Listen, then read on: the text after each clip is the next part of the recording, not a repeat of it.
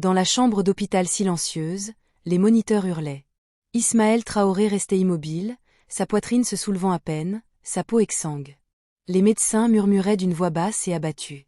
Il lui restait un jour, peut-être moins. Derrière la paroi de verre, son père, puissant et imperturbable, restait figé, entouré d'une richesse qui, soudain, ne signifiait plus rien. Puis, le chaos se déchaîna. Une pauvre jeune fille fut traînée dans le couloir en criant son nom. Dans sa main tremblante, une petite bouteille remplie d'un étrange liquide sombre.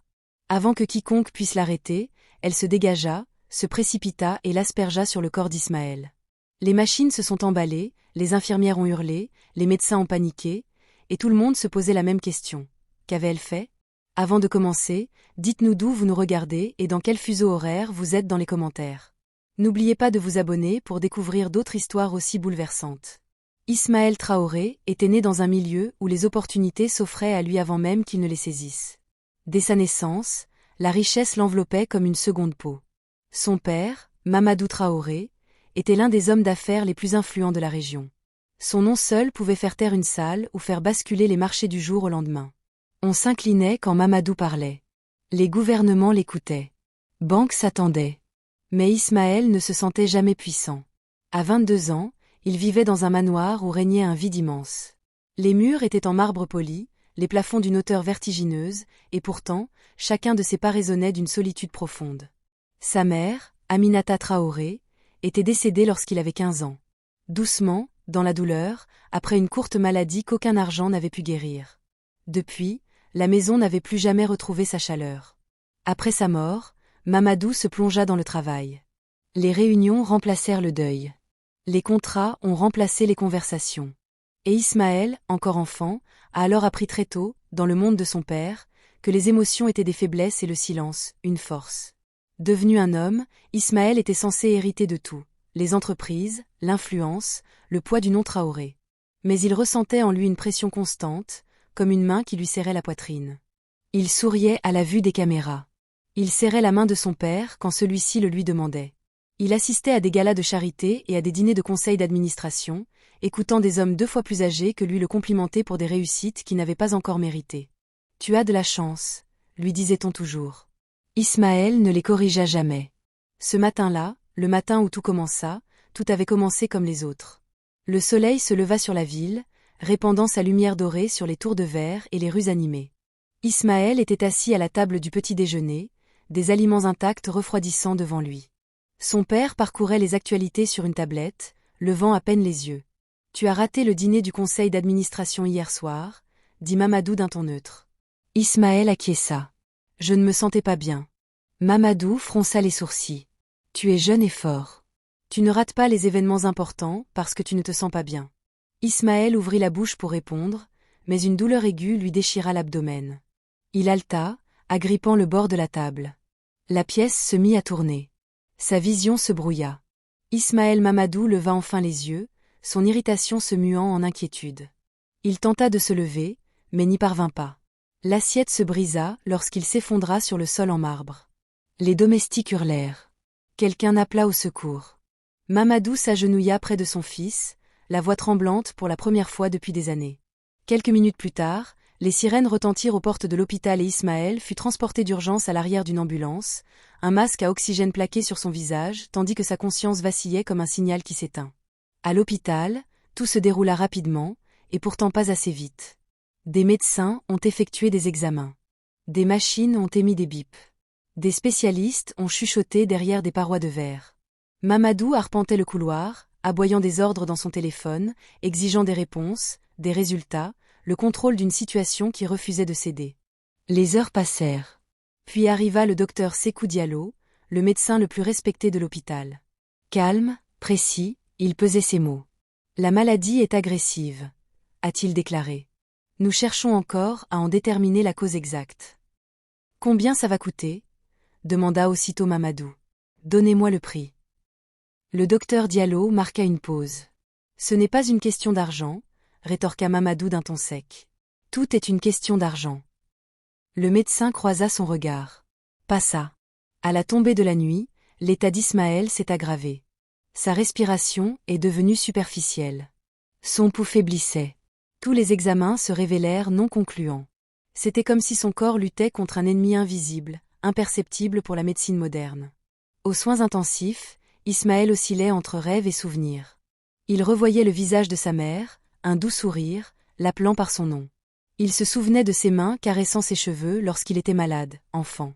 Il se souvenait de ce qu'elle disait souvent, « La vie écoute quand on parle avec gentillesse ». Il essaya de parler à son tour. Aucun son ne sortit. À l'extérieur de la pièce, Mamadou se tenait seul, le regard fixé sur la vitre.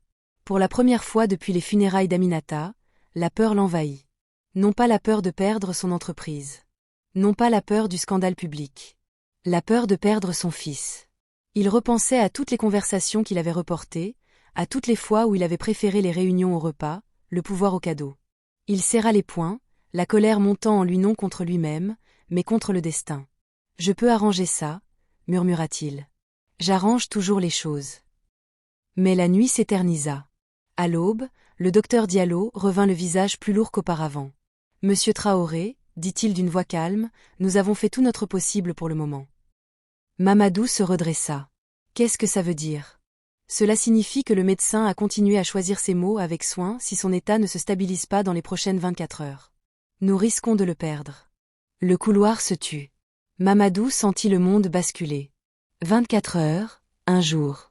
L'homme qui, jadis, négociait des contrats à millions de dollars sans sourciller, peinait désormais à respirer.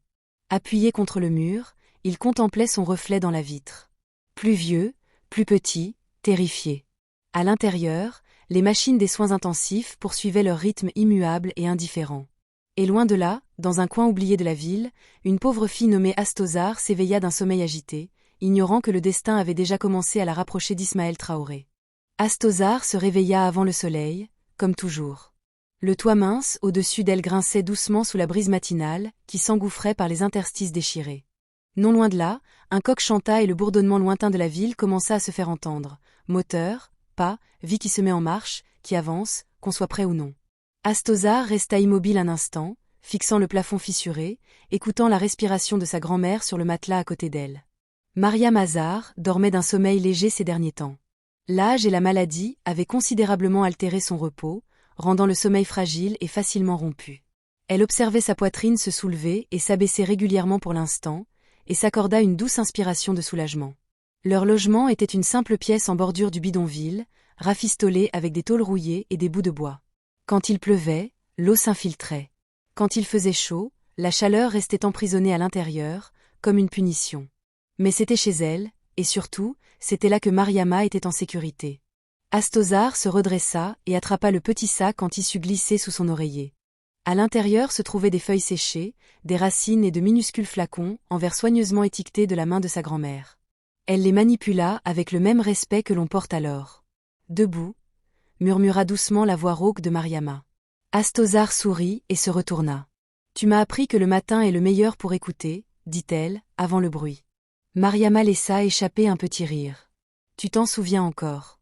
Je me souviens de tout ce que tu m'as appris. » Mariama se redressa lentement, grimaçant sous la douleur de ses articulations. Astozar se déplaça rapidement et la soutint avec une aisance naturelle. C'était une danse qu'il pratiquait depuis des années.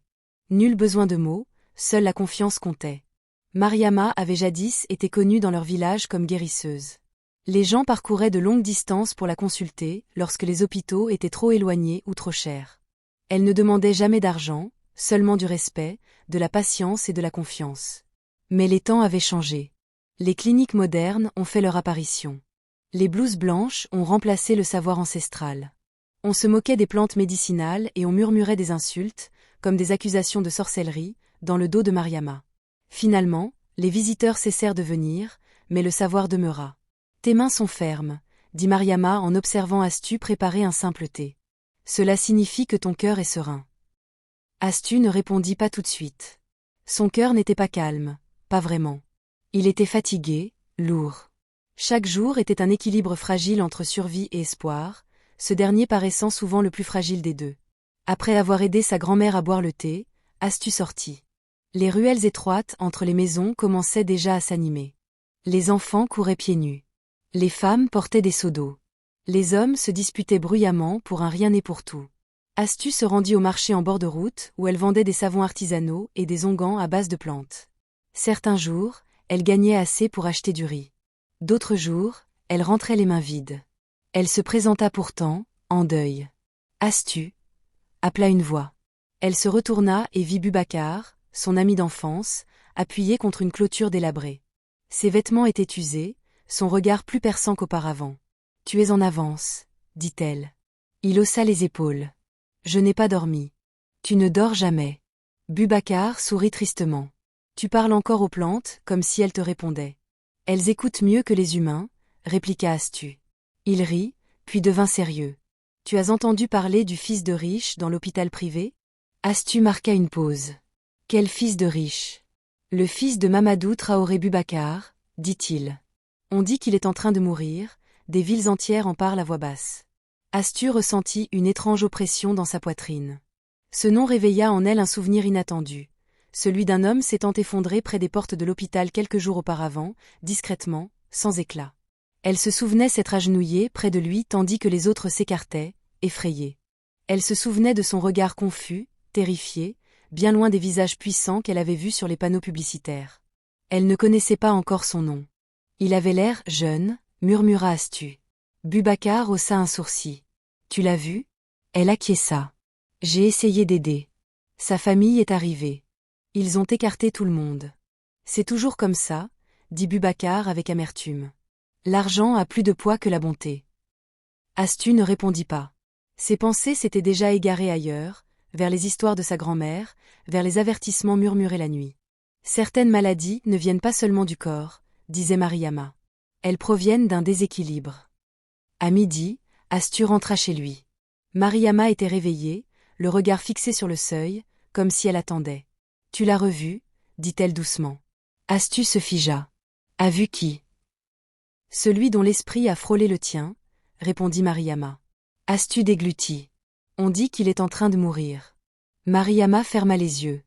Je l'ai senti ce matin. Un silence pesant s'installa entre eux. Il y a des moments, poursuivit lentement Mariama, où le monde se réduit à un seul choix. Où le savoir devient responsabilité. Astu secoua la tête.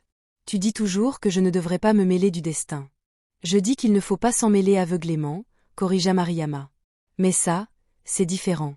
Elle glissa la main sous son tapis et en sortit une petite bouteille plus sombre que les autres.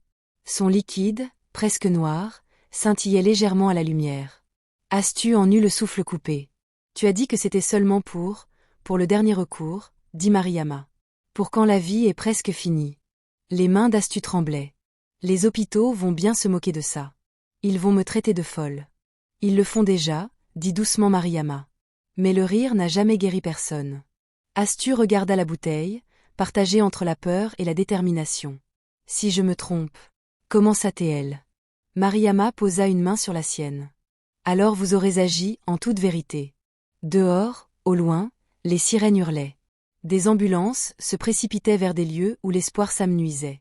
Astu se leva lentement, la décision s'installant en elle. Je dois essayer, murmura-t-elle. Mariama acquiesça. Alors vas-y. Et souviens-toi, le moment venu, n'hésite pas. Astu rangea soigneusement la bouteille dans son sac en tissu. Elle jeta un dernier regard à sa grand-mère, gravant son visage dans sa mémoire, puis se tourna vers la route. Elle ignorait qu'elle marchait vers le chaos. Elle ignorait qu'elle entrait dans un hôpital où l'argent régnait en maître et où la compassion était rare. Elle savait seulement que quelque part, un jeune homme n'avait plus qu'un jour à vivre. Et elle portait en elle quelque chose en quoi le monde avait oublié croire. L'hôpital privé se dressait comme une forteresse de verre et d'acier, dominant les rues environnantes comme pour défier la maladie elle-même. À l'intérieur, tout exhalait une odeur d'antiseptique et de sol lustré, les voix étaient étouffées, les portes s'ouvraient dans un léger soupir électronique. C'était l'endroit en lequel Mamadou Traoré avait plus confiance qu'en ses prières. Ismaël était allongé en soins intensifs, entouré de machines qui bourdonnaient et clignotaient avec une froide précision. Des tubes serpentaient sur son corps, lui administrant de l'oxygène, des solutés et des médicaments dont les noms ne lui disaient plus rien. Ses paupières tremblaient parfois, mais il ne se réveillait pas. Son corps menait un combat invisible.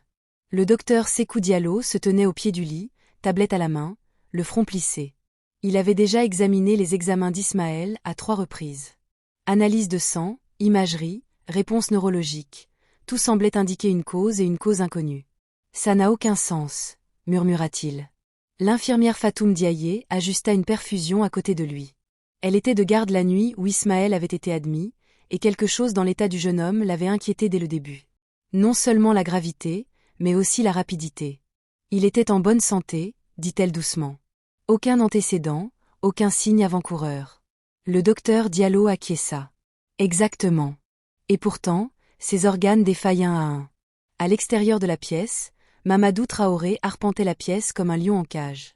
Il avait cessé de téléphoner, de donner des ordres. Il attendait, fixant la paroi vitrée, comme si sa seule volonté pouvait contraindre son fils à ouvrir les yeux.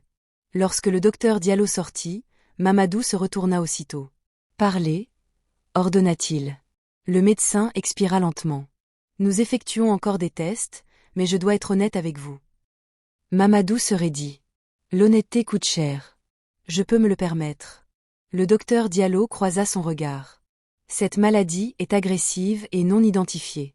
Nous avons essayé de stabiliser ses constantes vitales, mais son état se détériore. » « Combien de temps encore » demanda Mamadou d'un ton sec. On aurait dit que le couloir retenait son souffle. « Si rien ne change, dit prudemment le docteur Diallo, Ismaël risque de ne pas survivre aux prochaines 24 heures. » Ces mots résonnèrent comme un coup de poing en plein cœur. Les lèvres de Mamadou s'entr'ouvrirent, mais aucun son ne sortit.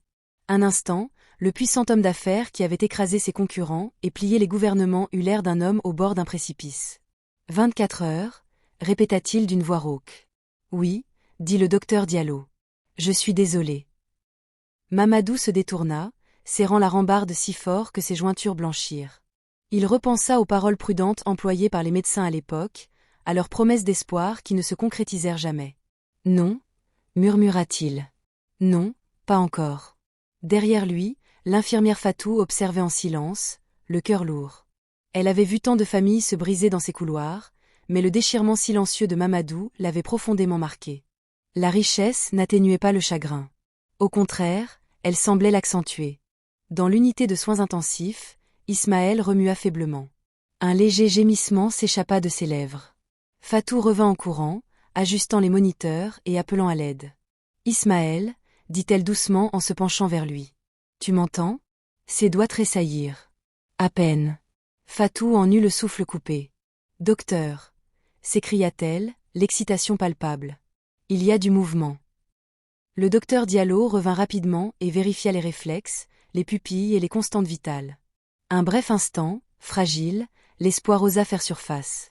Puis, le rythme cardiaque d'Ismaël s'emballa violemment. L'alarme hurla. Son corps fut secoué de convulsions, ses muscles se contractant comme si une force invisible le déchirait de l'intérieur. « Hydratez-le » ordonna le docteur Diallo. Immédiatement. Fatou injecta le médicament, les mains fermes malgré le chaos. Peu à peu, les convulsions s'apaisèrent. L'alarme reprit son rythme tendu. Le docteur Diallo recula en retirant ses gants. Des gouttes de sueur perlaient sur son front. « Cette maladie, murmura-t-il, ne ressemble à rien de ce que j'ai vu jusqu'ici. » Dehors, Mamadou pressa sa paume contre la vitre, observant la poitrine de son fils se soulever et s'abaisser. « Je t'ai amené les meilleurs, » murmura-t-il. « Les meilleurs médecins. Le meilleur hôpital. Vous devez rester. » Mais Ismaël ne répondit pas. Au fil de la journée, l'hôpital a renforcé son contrôle. La sécurité a été renforcée. Les visites ont été restreintes. Aucune presse n'était autorisée. Mamadou exigeait le respect de sa vie privée et le contrôle de son image. Le chef de la sécurité, Kofi, a fait un briefing à son équipe. « Personne n'entre en soins intensifs sans autorisation », a-t-il déclaré fermement. Peu importe qui c'est. En fin d'après-midi, Astoussar se tenait de l'autre côté de la rue, face à l'hôpital, le regard fixé sur sa façade étincelante. Le bâtiment ne ressemblait en rien aux endroits qu'elle connaissait, rien à voir avec ces cliniques exiguës où les gens attendaient des heures pour finalement être refoulés. Elle serra son sac en tissu contre ses doigts, effleurant le petit flacon à l'intérieur. Tous ses instincts lui criaient de faire demi-tour. Dans ce bâtiment, des hommes détenaient un pouvoir absolu, régi par l'argent, et des portes restaient fermées aux personnes comme elle. Elle imaginait déjà les regards, la suspicion, les moqueries. Pauvre fille. Folle. Dégage. Elle déglutit difficilement et traversa la rue. À l'entrée, des portes vitrées coulissantes s'ouvrirent sur un hall baigné de lumière blanche. Astou hésita, puis entra. Immédiatement, elle se sentit déplacée. Les gens étaient assis dans des fauteuils en cuir, leur téléphone à la main, chuchotant d'une voix calme et distinguée. Les réceptionnistes portaient des uniformes impeccables. Tout étincelait. Tout était jugé. Astou s'approcha de la réception. « J'ai besoin de voir quelqu'un », dit-elle doucement. La réceptionniste jeta un coup d'œil à ses vêtements, puis reporta son attention sur l'écran. « Avez-vous un rendez-vous » ? « Non, » répondit Astou. « Mais c'est urgent. »« Un patient de qui » demanda Astou. « Ismaël Traoré. » La réceptionniste se figea. Lentement, elle leva les yeux. « Excusez-moi, je dois le voir » répéta Astou. « Il est en train de mourir. » Le visage de la femme se durcit. Elle appuya sur un bouton sous le bureau. Sécurité. Quelques instants plus tard, 2 gardes s'approchèrent. L'un d'eux, Kofi, observa Astou attentivement. « Vous n'avez pas le droit d'être ici, » dit-il. « J'ai quelque chose qui peut l'aider, » insista Astou, le cœur battant la chamade. Kofi ricana. « C'est ce que tout le monde dit. » Astou glissa légèrement la main dans son sac, juste assez pour qu'il aperçoive la bouteille en verre foncé. « S'il vous plaît, 1 minute. » Kofi plissa les yeux. « Tu dois partir.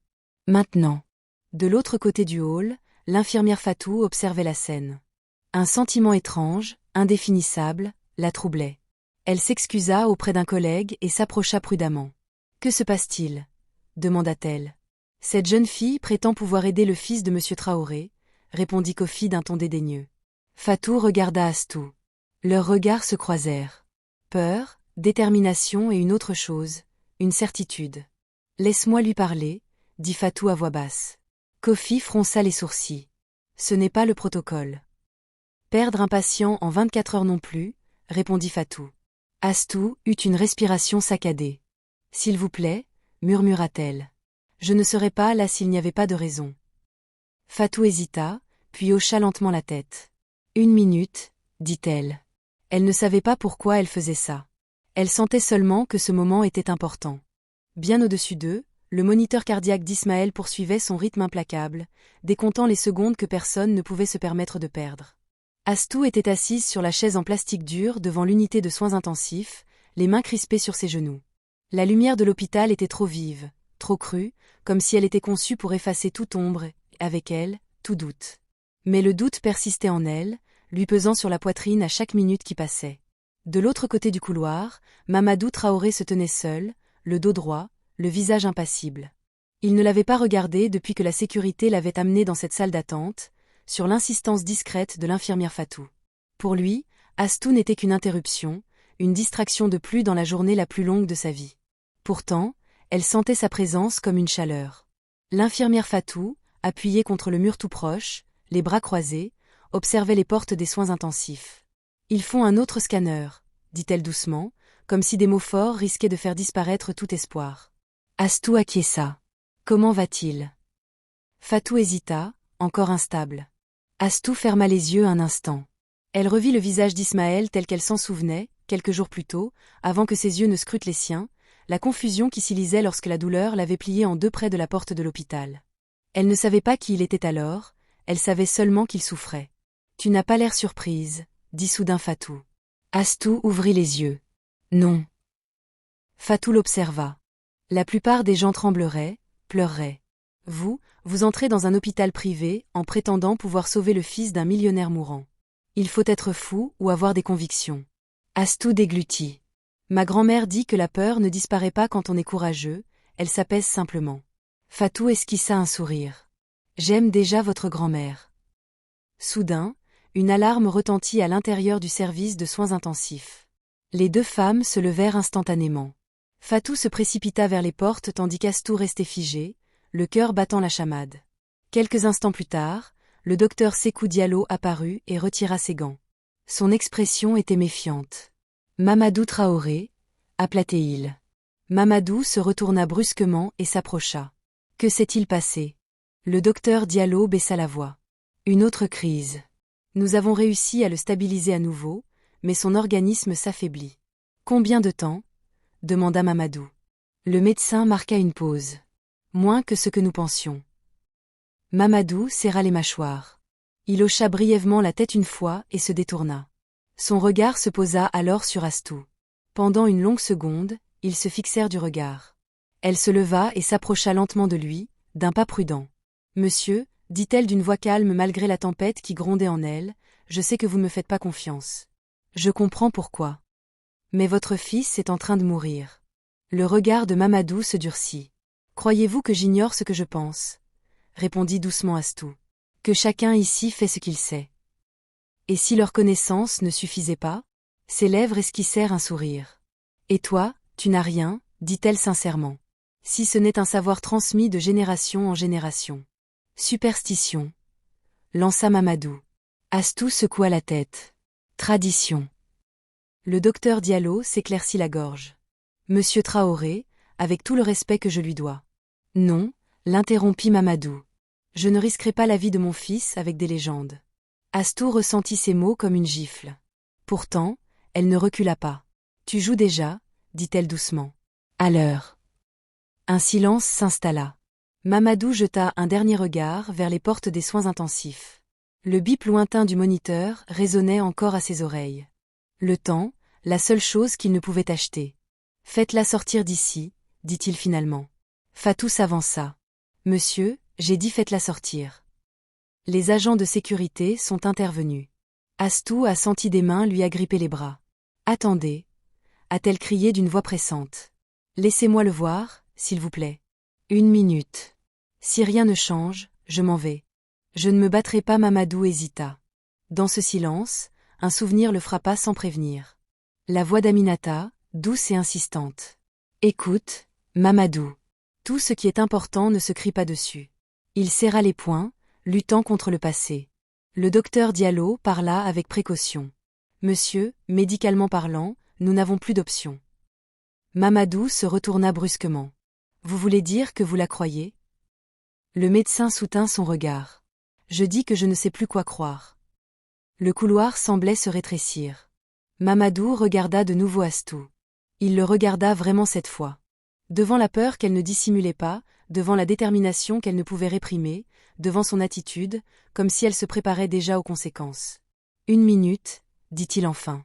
Si elle fait quoi que ce soit qui me déplaise, elle est immédiatement renvoyée. Astou eut le souffle coupé. Merci. La sécurité la relâcha à contre-cœur.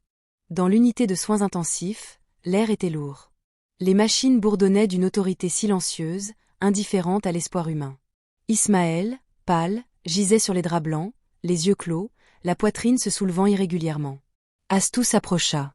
Elle le sentit immédiatement, ce qui n'allait pas. Pas seulement une maladie, mais un déséquilibre. Comme si quelque chose en lui se rebellait. Elle fouilla dans son sac, ses doigts effleurant le verre froid de la bouteille. L'avertissement de sa grand-mère résonnait encore dans sa tête. N'hésite pas. La voix de Mamadou interrompit ses pensées. Qu'est-ce qu'Astou a transformé? Un mélange de racines et de feuilles, préparé pour des moments comme celui-ci. Le docteur Diallo fronça les sourcils. Vous ne pouvez pas simplement. Astou leva la main. Je ne vous demande pas de croire, juste de regarder. Elle s'approcha d'Ismaël. Un instant, elle hésita, non par peur, mais par respect. Puis elle déboucha la bouteille.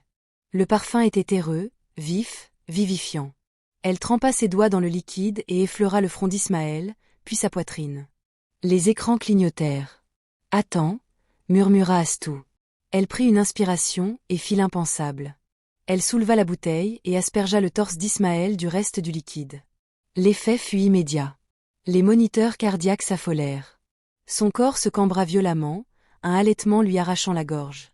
Les alarmes retentirent. Les médecins se précipitèrent. « Qu'avez-vous fait ?» cria Mamadou. « Donnez-lui un sédatif » ordonna le docteur Diallo, mais avant que quiconque puisse réagir, les yeux d'Ismaël s'ouvrirent brusquement. Un instant, la pièce resta figée. Son regard était vague, errant, mais indéniablement éveillé. Astou recula en tremblant. Puis son corps s'immobilisa. Les écrans ralentirent. Trop lent. Le visage de Fatou se décolora. Son pouls. Le docteur Diallo s'avança, ses mains s'agitant rapidement. Nous sommes en train de le perdre. Mamadou resta cloué au sol, l'horreur l'envahissant. Astou fixait Ismaël, le cœur battant la chamade, une pensée terrible la transperçant. Et si elle se trompait? Dehors, au loin, les sirènes hurlaient à nouveau, comme pour narguer la frontière ténue entre la vie et la mort. Et pour la première fois depuis son entrée dans cet hôpital, Astou Sarr sentit la peur rugir plus fort que la foi. La pièce s'anima soudainement. Les médecins se criaient dessus. Les machines vrombissaient à des rythmes stridents et impitoyables. Les mains du docteur Sékou Diallo s'activaient avec une urgence maîtrisée tandis qu'il vérifiait le pouls d'Ismaël, sa respiration, ses pupilles. L'infirmière Fatou Ndiaye resta figée une demi-seconde, juste le temps que la peur la saisisse, puis reprit ses esprits, ajustant les moniteurs et annonçant les chiffres. Le pouls est faible mais présent, dit-elle, la saturation en oxygène chute. Préparez l'intubation, ordonna le docteur Diallo. Mamadou Traoré était désormais paralysé. Ses jambes semblaient enracinées au sol, sa poitrine oppressée comme si une main invisible lui serrait le cœur. Il voyait des hommes et des femmes en blouse blanche entourer son fils, le dissimulant à leur vue, et le seul bruit qu'il percevait était l'écho de ses propres pensées. « C'est toi qui as laissé faire ça. » Il se tourna brusquement vers Astou. « Sortez-la de là. » Rugit-il. « Faites-la sortir de ma vue. » Les agents de sécurité se précipitèrent à nouveau et empoignèrent les bras d'Astou. Elle n'opposa aucune résistance. Elle n'y arrivait pas. Tout son corps tremblait, les yeux rivés sur Ismaël, comme si son seul regard pouvait lui faire respirer. « Attends, » murmura-t-elle désespérément. « Attendez, je vous en prie. Emmenez-la. » cria Mamadou. Astou fut traînée dans le couloir tandis que les portes des soins intensifs se refermaient derrière elle. Le bruit résonna comme un coup de feu. Elle trébucha lorsque les agents de sécurité la lâchèrent, manquant de s'effondrer au sol. L'infirmière Fatou la suivit quelques instants plus tard, le visage pâle et les mains tremblantes. « Que se passe-t-il » demanda Astou, la voix brisée. « Dis-moi. » Fatou déglutit difficilement. Ils essaient de le stabiliser. La réaction a été extrême. Est-ce qu'il... Je ne sais pas, a admis Fatou. Vraiment pas. Astou appuya son dos contre le mur froid et glissa jusqu'à s'asseoir par terre. Ses pensées s'emballaient, repassant sans cesse les paroles de sa grand-mère. Le liquide réveillera ce qui dort, mais le corps doit choisir s'il veut rester. Aux soins intensifs, le corps d'Ismaël fut secoué d'une nouvelle convulsion, puis s'immobilisa.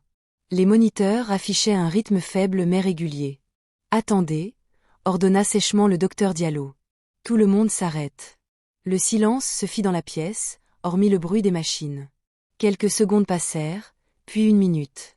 Lentement, la respiration d'Ismaël s'approfondit, pas normalement, pas fortement, mais plus posée. Son pouls se stabilisa juste assez pour que les alarmes cessent. Le docteur Diallo laissa transparaître une incrédulité fugace sur son visage. « C'est constante, se stabilise », résonnèrent les mots de Fatou aux oreilles d'Astou à travers les portes closes. « Se stabilise. » Elle porta la main à sa bouche, les larmes lui brûlant les yeux. Mais Mamadou Traoré n'éprouvait aucun soulagement. Il était enragé. Il quitta le service de soins intensifs en trombe, le visage déformé par la colère. « Où est-elle » demanda-t-il. Les agents de sécurité désignèrent Astou, étendue au sol. Mamadou s'avança vers elle, dominant sa silhouette fragile de toute sa hauteur. « Toi » s'écria-t-il, la voix tremblante d'une fureur à peine contenue. « As-tu la moindre idée de ce que tu as fait » Astou peina à se relever. « J'ai essayé de le sauver. »« Tu as failli le tuer » s'écria Mamadou. Astou leva les yeux vers lui, les larmes coulant à flots. Il était déjà en train de mourir. Ces mots le blessèrent profondément. Mamadou serra les dents. « Si mon fils meurt à cause de toi, je vivrai avec ça, » dit Astou d'une voix calme. « Mais s'il survit, me haïras-tu encore » Sa question le figea sur place. Avant qu'il ne puisse répondre, le docteur Diallo sortit de nouveau des soins intensifs. Mamadou se retourna aussitôt. « Parlez. » Le médecin hésita. « Il est stable. Pour l'instant. » Astou laissa échapper un sanglot tremblant. Le docteur Diallo poursuivit, « Mais je ne comprends pas comment. La crise aurait dû entraîner une défaillance multiviscérale. Au lieu de cela, ses constantes vitales se sont normalisées. » Mamadou fixa le médecin du regard. « Vous voulez dire qu'elle l'a aidé ?»« Je veux dire, » répondit lentement le docteur Diallo. « Il s'est passé quelque chose que nos instruments ne peuvent expliquer. » Un silence s'installa entre eux. Mamadou se retourna vers Astou. Elle se tenait petite devant lui, les vêtements usés, les yeux rouges mais le regard fixe. « Qui t'a appris ça ?» demanda-t-il. « Ma grand-mère, » dit Astou. « C'était une guérisseuse. » Mamadou laissa échapper un faible ricanement. « Les guérisseurs n'existent plus. » Astu secoua la tête. Si, ils existent. Les gens ont cessé d'écouter. Mamadou s'est détourné et a arpenté la pièce. Son esprit était un champ de bataille où se mêlaient logique et désespoir. Il avait passé sa vie à faire confiance au contrat des institutions, et pourtant, ces mêmes institutions avaient condamné son fils à mort. « Faites-la sortir de cet hôpital, dit-il enfin, la voix étranglée. Je ne veux plus jamais la voir près de lui. Le cœur d'Astu se serra. Fatou ouvrit la bouche pour protester, mais le docteur Diallo leva la main. Monsieur Traoré, dit-il avec respect, si son état se dégrade à nouveau, nous pourrions avoir besoin d'elle. Mamadou cessa de faire les 100 pas besoin d'elle, demanda-t-il. Nous ignorons la nature de cette substance, admit le docteur Diallo, mais il n'en reste pas moins qu'après son administration, l'état de votre fils s'est stabilisé. Mamadou ferma les yeux. Et si c'était la seule raison pour laquelle il était encore en vie? Il les rouvrit. Elle reste, dit-il d'un ton sec, mais sous surveillance. Un faux pas, et elle disparaît. Astu expira un souffle qu'elle ne s'était même pas rendu compte qu'elle retenait. On la conduisit dans une petite salle d'attente à proximité. Fatou lui apporta de l'eau et s'assit près d'elle. « Vous avez été courageuse, » dit doucement l'infirmière. Astu secoua la tête. « J'étais terrifiée. »« Ils se promènent souvent ensemble, » répondit Fatou. Les heures passèrent. Aux soins intensifs, l'état d'Ismaël restait stable, ni amélioré, ni aggravé, comme suspendu sur une ligne fragile entre deux mondes. À la tombée de la nuit, l'hôpital s'est tu, les lumières se sont tamisées, les pas se sont faits plus discrets. Astu, assise seule, fixait ses mains vides. La bouteille avait disparu, brisée plus tôt dans la confusion. Elle avait déjà saisi sa chance. Soudain, le docteur Diallo apparut sur le seuil. « Il est réveillé, » dit-il. Astu se leva si brusquement que sa chaise bascula. « Réveillé ?» demanda le médecin. « Brièvement, mais il a demandé à vous voir. » Elle eut le souffle coupé. « Il a demandé à me voir. » Le docteur Diallo a acquiescé. À l'annonce de mon nom, Mamadou, qui se tenait à proximité, s'est figé. « C'est impossible. » Astu suivit le médecin aux soins intensifs, le cœur battant plus fort que la machine. Ismaël avait les yeux ouverts lorsqu'elle entra, épuisée mais consciente. Ils l'ont trouvée immédiatement. « Astu » murmura-t-il d'une voix rauque. Des larmes coulaient sur son visage. Elle se précipita à ses côtés, s'arrêtant juste avant de le toucher. « Tu es là ?» dit-elle d'une voix tremblante. Il hocha faiblement la tête. « J'ai rêvé d'eau, de terre et de lumière. » Elle déglutit difficilement. « Je ne suis pas mort, » murmura-t-il, la confusion se lisant entre ses mots. « Vraiment ?» Astu sourit à travers ses larmes. « Non, tu es toujours là. » Mamadou les observait depuis l'embrasure de la porte, la poitrine serrée en voyant son fils parler pour la première fois depuis des jours.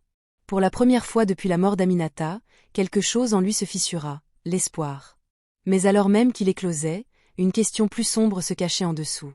Quel prix ce miracle exigerait-il? La pièce lui parut plus petite maintenant qu'Ismaël était éveillé. Physiquement, rien n'avait changé, ni les machines ni les murs, mais l'air était désormais chargé d'une autre substance, comme si la vie elle-même avait repris possession des lieux et réclamait son espace. Le bip régulier du moniteur cardiaque ne ressemblait plus à un compte à rebours. Il sonnait comme une question.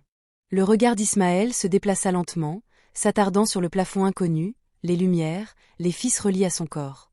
La confusion marqua son front. Il tenta de lever la main, mais ses muscles le trahirent. « Ne bougez pas » dit doucement l'infirmière Fatou en s'avançant. « Vous êtes très faible » murmura Ismaël en déglutissant. Sa gorge le brûlait. « De l'eau » murmura-t-il. Fatou acquiesça, s'humidifiant les lèvres avec précaution, à peine. Astou se tenait près du lit, les mains crispées, craignant qu'un mouvement trop brusque ne brise l'instant. Elle avait vu la mort à maintes reprises, mais ce retour fragile lui paraissait tout aussi terrifiant. Le regard d'Ismaël se posa de nouveau sur elle. « Toi » dit-il doucement. « C'est toi, celui de tout à l'heure. » Astou acquiesça. « Oui, tu criais » murmura-t-il, un souvenir lui revenant par intermittence. Et puis tout est devenu noir. Elle a esquissé un sourire forcé. « Tu nous as fait peur. » Ses lèvres esquissèrent un sourire fugace, aussitôt effacé par la douleur. Mon père n'est pas du genre à s'effrayer facilement. Comme appelé par ces mots, Mamadou Traoré entra d'un seul trait dans la pièce. Il était resté sur le seuil, observant en silence, mais il s'approcha maintenant du lit. Son visage était empreint de retenue. « Ismaël » dit-il d'une voix inhabituellement basse. Ismaël tourna la tête avec effort. Papa. Ce simple mot fit naître une étincelle en lui. Mamadou tendit la main, puis hésita, comme s'il craignait de toucher son fils et de le voir disparaître à nouveau. Finalement, il posa la main sur l'épaule d'Ismaël, une main ferme et chaleureuse. Tu es toujours là, dit Mamadou. Ismaël fronça légèrement les sourcils. Je pensais que je ne le serais pas. Mamadou ne répondit pas. Il ne pouvait pas. Le docteur Sékou Diallo s'éclaircit la gorge. Ismaël, vous avez fait une crise grave. Votre état est stable maintenant, mais vous n'êtes pas hors de danger. Nous devons vous surveiller de près. Ismaël hocha faiblement la tête. D'accord. Ses yeux se fermèrent un instant, puis se rouvrirent, plus aiguisés cette fois. Elle m'a aidé. Un silence pesant s'installa dans la pièce. Le docteur Diallo jeta un coup d'œil à Mamadou, puis à Ismaël. Qui vous a aidé? Ismaël leva les yeux vers Astou. Elle. Astou eut le souffle coupé. Je ne sais pas si je me souviens, dit Ismaël. Quand tout s'effondrait en moi, quelque chose a changé, comme une chaleur, comme si on me retenait. La mâchoire de Mamadou se crispa. Ismaël, tu es confus. Ismaël secoua lentement la tête. Non, je sais ce que j'ai ressenti. Le docteur Diallo griffonnait des notes, l'air partagé. Il arrive que les patients éprouvent des sensations très vives lors d'événements critiques, dit-il avec précaution. Pas forcément. Si, interrompit doucement Ismaël. Pour moi? Mamadou se détourna et se mit à arpenter la petite pièce. Ça suffit, il a besoin de repos. Un agent de sécurité a frappé doucement à la porte. Monsieur Traoré, l'administration de l'hôpital souhaite vous parler. Mamadou leur fit signe de partir, plus tard. Mais ils ne partirent pas, monsieur, répéta le garde, plus bas cette fois. Il y a un rapport. Les yeux de Mamadou s'illuminèrent. Quel genre de rapport? Un incident, répondit le garde. Une substance non autorisée a été administrée à un patient. Le conseil est inquiet. Astou a eu un choc. Le docteur Diallo se raidit. Ce n'est pas le moment. Il demande son départ, dit le garde en désignant Astou d'un signe de tête. Et une possible intervention policière. Le mot « police » a glacé le sang. Astou a instinctivement reculé d'un pas. Je ne voulais faire de mal à personne. Mamadou cessa de faire les 100 pas. Pendant un long moment, il resta silencieux. Le poids de la décision pesait sur lui de toutes parts. La loi, la réputation, la peur, la gratitude, l'incrédulité. Si vous l'emmenez, murmura Ismaël, peinant à parler, je ne coopérerai pas, tous les regards se tournèrent vers lui. Mamadou le fixa du regard. Mais je ne passerai pas vos tests, dit Ismaël d'une voix faible mais ferme. Je ne signerai rien. Jamais. Ne soyez pas ridicule, rétorqua Mamadou. Ismaël soutint le regard de son père avec une lucidité surprenante. Tu m'as toujours appris que les contrats sont importants. Le consentement l'est tout autant. Un silence s'installa dans la pièce. Le docteur Diallo expira lentement. Il n'a pas tort. Mamadou serra les poings. Il avait bâti son empire sur la mainmise sur les marchés, sur les individus, sur les résultats. Et maintenant, alité à l'hôpital, son fils retournait ses propres leçons contre lui. Donnez-nous du temps, dit Mamadou au garde. Je m'en occupe. Le garde hésita, puis hocha la tête et sortit. Mamadou se tourna vers Astou. Cela ne signifie pas que je te fais confiance. Astou acquiesça. Je sais, cela signifie, poursuivit-il d'une voix grave, que pour l'instant vous restez. Astou inclina légèrement la tête. Merci. Mamadou quitta la pièce, le pas tendu et mesuré. Dehors, il s'appuya contre le mur et ferma les yeux. Qu'est-ce que tu fais? Se demanda-t-il. À l'intérieur, Fatou ajusta les couvertures d'Ismaël. Tu devrais te reposer, dit-elle doucement. Ismaël acquiesça, l'épuisement l'envahissant. Astou, murmura-t-il. Oui, ne pars pas, sourit-elle doucement. Je suis là.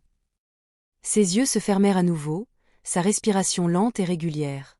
À mesure que la nuit tombait, le silence se fit dans les couloirs de l'hôpital, mais la tension, elle, demeurait palpable. Dans un bureau administratif à l'étage, des hommes en costume discutaient à voix basse. Des mots comme « responsabilité médiatique » et « procès » circulaient dans l'air. Cela pourrait ruiner la crédibilité de l'hôpital, disait l'un, ou révéler un miracle, répondait un autre avec scepticisme. Au bout du couloir, Mamadou était assis seul, les yeux rivés sur son téléphone. Les messages des investisseurs s'accumulaient, appels manqués, courriels urgents. Parmi eux, un nom se démarquait, Richard Coleman, répondit Mamadou. Dites-moi que vous avez de bonnes nouvelles, dit Richard sans même le saluer. Mon fils est vivant, répondit Mamadou d'un ton neutre. Pour l'instant, ajouta Richard, mais le conseil d'administration est inquiet. On parle d'une intervention non conventionnelle. Mamadou serra les dents. Je me fiche de ce que pense le conseil d'administration. Ce n'est pas ton genre, dit Richard. Tu as toujours été attentionné. Alors considère cela comme un changement. Un silence pesant s'installa au bout du fil. Tu risques tout, prévint Richard, pour une fille avec une bouteille. Mamadou ferma les yeux. Je risque tout pour mon fils. Il raccrocha avant que Richard n'ait pu répondre. De retour dans la salle d'attente, Astou était assise tranquillement, les doigts traçant des motifs invisibles sur ses genoux. Fatou la rejoignit et lui tendit une tasse de thé. Vous voudrez peut-être boire quelque chose, dit l'infirmière. Une longue nuit nous attend, acquiesça Astou. Ils vont peut-être me tenir pour responsable, admit Fatou. Mais ils le surveilleront aussi de près. Astou regarda les portes des soins intensifs. Je me fiche de ce qui m'arrive. J'ai juste besoin qu'il vive. Fatou l'observa. Tu ne le connais même pas, dit Astou avec un léger sourire. Parfois, ce n'est pas nécessaire. Les heures passèrent. Les moniteurs continuèrent leur rythme régulier. Puis, juste avant l'aube, le docteur Diallo revint, le visage pâle. Quelque chose change, dit-il. Le cœur d'Astou rata un battement. Bon ou mauvais? Le médecin hésita. Je ne sais pas encore, mais quoi qu'il en soit, cela a commencé après le traitement. Astou ferma les yeux, murmurant une prière silencieuse. Non pas qu'on la loue, non pas qu'on l'épargne, mais que l'équilibre soit préservé. Car elle savait que cette histoire était loin d'être terminée. L'aube se glissait dans la douce lumière pâle de l'hôpital, filtrant par les hautes fenêtres et adoucissant la lueur blanche et crue des lampes du couloir. Pour la plupart des gens, le matin était synonyme de renouveau. Pour ceux qui entouraient Ismaël Traoré, cela signifiait une heure de plus, une heure que le destin nous réservait, et la crainte de ce qu'elle allait apporter. Le docteur Sékou Diallo, au poste des infirmières, examinait de nouveaux résultats, le front plissé par une inquiétude grandissante. Les chiffres étaient erronés, non pas catastrophiques, ni rassurants, simplement inhabituels. Ces marqueurs inflammatoires diminuent, dit doucement l'infirmière Fatou Ndiaye en se penchant vers lui. Mais ces réponses neurologiques sont inconstantes. Le docteur Diallo acquiesça. C'est comme si son corps se rééquilibrait. Est-ce possible? Demanda Fatou. Dans les manuels scolaires, répondit-il. Non, dans la réalité, soupira-t-il. La réalité ne se contente pas de lire les manuels scolaires. Aux soins intensifs, Ismaël remua de nouveau. Ses yeux s'ouvrirent plus facilement cette fois, la conscience s'installant peu à peu, comme celle d'un invité prudent. La douleur était toujours là, une sourde sensation lancinante dans ses muscles, mais elle ne le déchirait plus. Il tourna lentement la tête. Astou était assise non loin de là, endormie sur une chaise. Sa tête penchée en avant, l'épuisement se lisait sur tout son visage. Un instant, il la contempla. Elle resta immobile, pensa-t-il. Astou, murmura-t-il, elle se réveilla en sursaut. Oui, oui, je suis là. Il tenta de sourire, mais son sourire était faible. Tu ne dors pas sur tes deux oreilles. Elle expira d'une voix tremblante. J'avais peur que tu disparaisses si je fermais les yeux. J'ai failli le faire, dit-il sincèrement. Sa gorge se serra. Comment te sens-tu? Demanda Ismaël en réfléchissant à la question. Comme si on m'avait déchiré en morceaux et recousu à l'envers. Elle acquiesça. La guérison peut donner cette sensation. Il observa son visage. Mon père ne croit pas aux choses qu'il ne peut contrôler. Astou jeta un coup d'œil vers la paroi vitrée où Mamadou Traoré, debout, parlait à voix basse et pressante avec le docteur Diallo. Je sais, mais toi, si, dit Ismaël. Ce n'était pas une question. Astou hésita. Je crois en l'écoute, répondit Ismaël en hochant légèrement la tête. Quand je n'étais pas là, murmura-t-il, j'entendais ma mère. Astou eut le souffle coupé. Aminata, sourit-il faiblement. Elle a dit que je n'avais pas terminé. À l'extérieur de la pièce, Mamadou a brusquement interrompu la conversation avec le docteur Diallo. Je veux des réponses, a-t-il dit, pas des théories. Vous voulez des certitudes là où il n'y en a pas. Le médecin répondit d'un ton égal, votre fils est vivant. Voilà le fait et la cause, insista Mamadou. Le docteur Diallo jeta un coup d'œil à Astou à travers la vitre. On ne peut ignorer le contexte. La mâchoire de Mamadou se crispa. Vous me demandez d'accepter qu'une jeune fille avec des herbes ait réussi là où cet hôpital a échoué.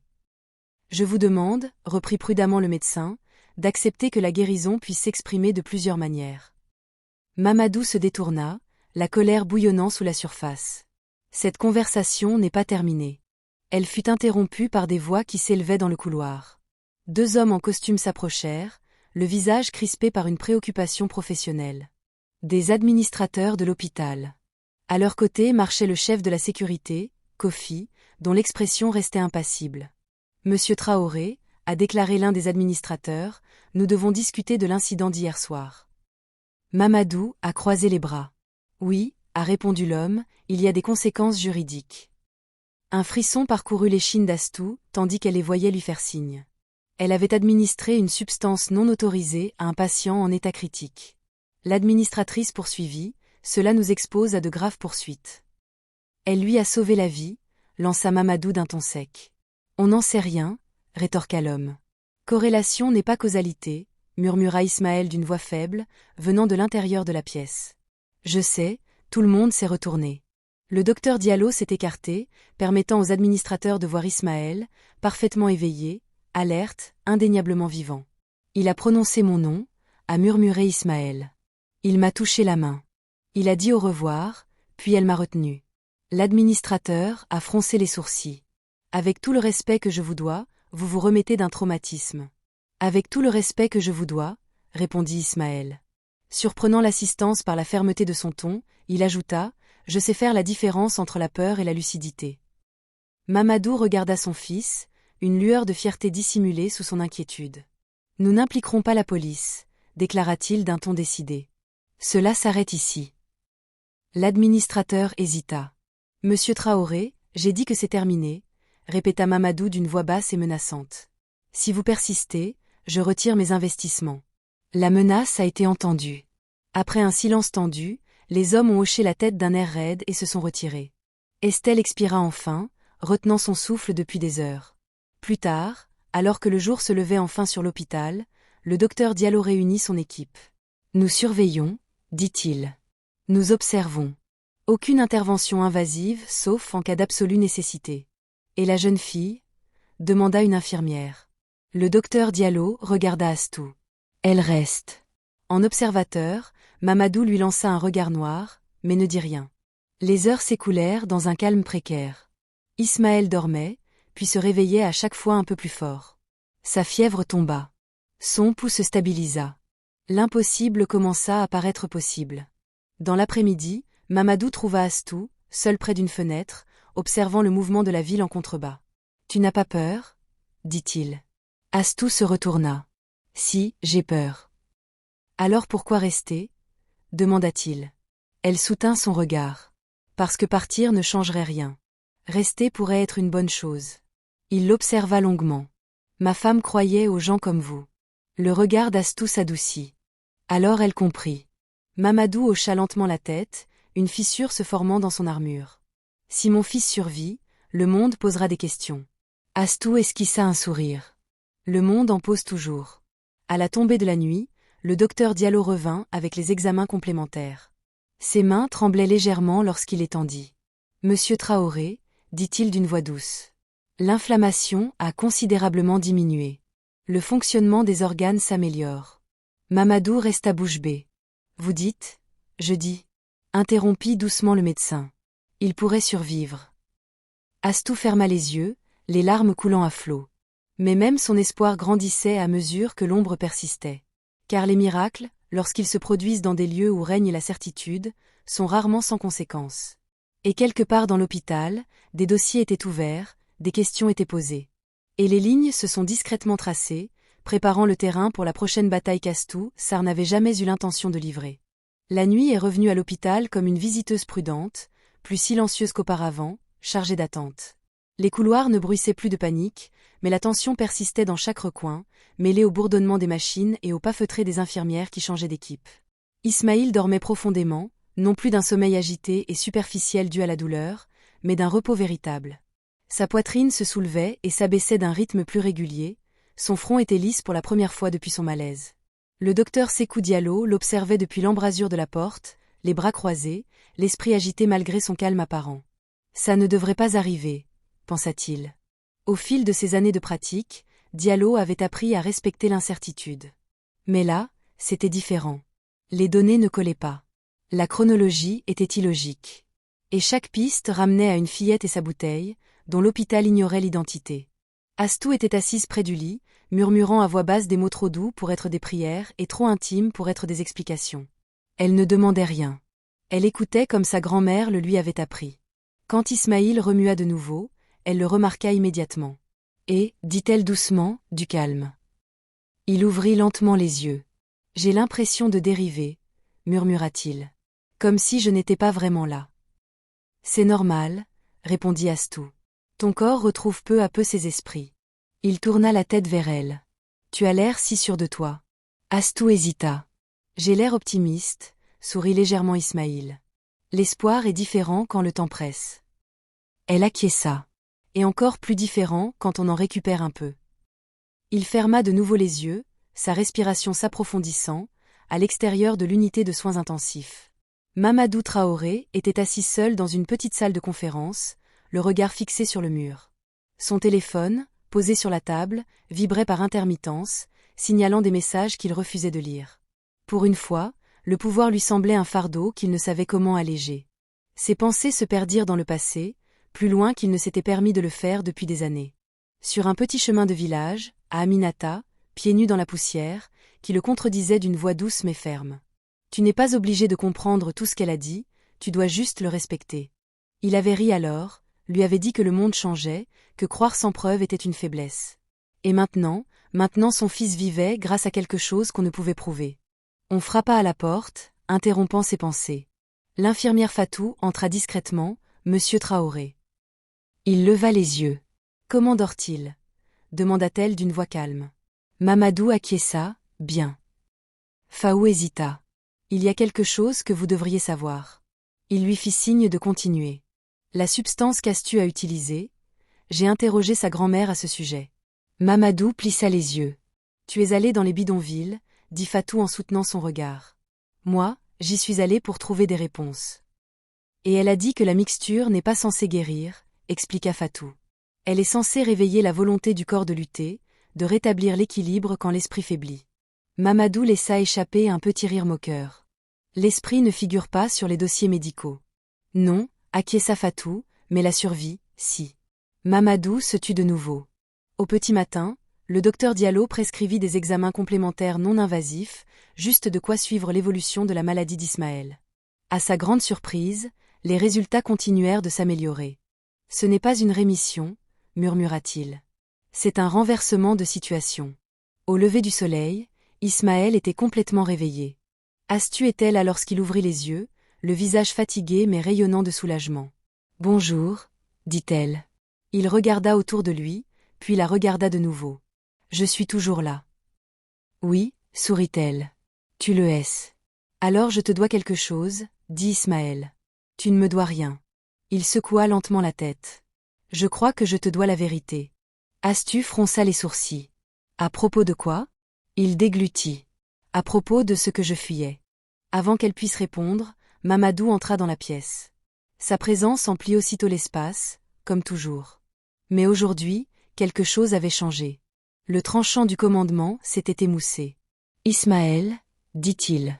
Ismaël se retourna. Papa. Ils se fixèrent du regard, père et fils, la distance entre eux soudain plus flagrante que jamais. On m'a dit que tu allais mieux, dit Mamadou. Oui, répondit Ismaël. Et je sais pourquoi, rétorqua Mamadou d'un ton raide. Nous en avons déjà parlé. Non, dit Ismaël calmement.